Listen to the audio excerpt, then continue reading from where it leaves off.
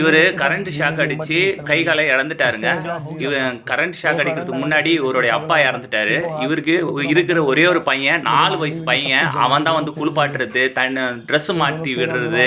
So இப்படி தான் இவரோட லைஃப் போயிட்டு இருக்கு. இவருக்கு வந்து ஹெல்ப் பண்ணுறதுக்கு யாருமே கிடையாது. ஒரு குறிப்பாக 4 வயசு பையன் வந்து பார்த்தீங்கன்னா இவருக்கு ஹெல்ப் பண்ணிட்டு இருக்காரு. இவருடைய வீடியோவை பார்த்து ரொம்ப ரொம்ப இம்ப்ரெஸ் ஆகிட்டு, உங்களை மாதிரி தான் எனக்கு வாழறதுக்கே கற்றுக்கினேன். நான் உங்களை பார்த்து தான் எனக்கு வந்து பார்த்தீங்கன்னா வாழவே தோணுச்சு. கரண்ட் ஷாக் அடிச்சு எனக்கு 2 கையும் எடுத்துட்டாங்க, ஒரு காலை எடுத்துட்டாங்க. நான் இப்போ வந்து பார்த்தீங்கன்னா சுயமாக வந்து வண்டி ஓட்டிகிட்டு இருக்கேன். எனக்கு யாருமே ஹெல்ப் பண்ணல, எனக்கு உதவி பண்ணுறதுக்கு யாருமே கிடையாது அப்படின்னு வருத்தத்தோடு அண்ணன்கிட்ட சொல்லிக்கிட்டு இருக்காரு. இவ்வளோ தாங்க அவர் சொன்ன விஷயம். ஸோ முடிஞ்ச அளவுக்கு அண்ணன் வந்து பார்த்தீங்கன்னா அந்த அண்ணனுக்கு உதவி பண்ணிக்கிட்டு இருக்காரு.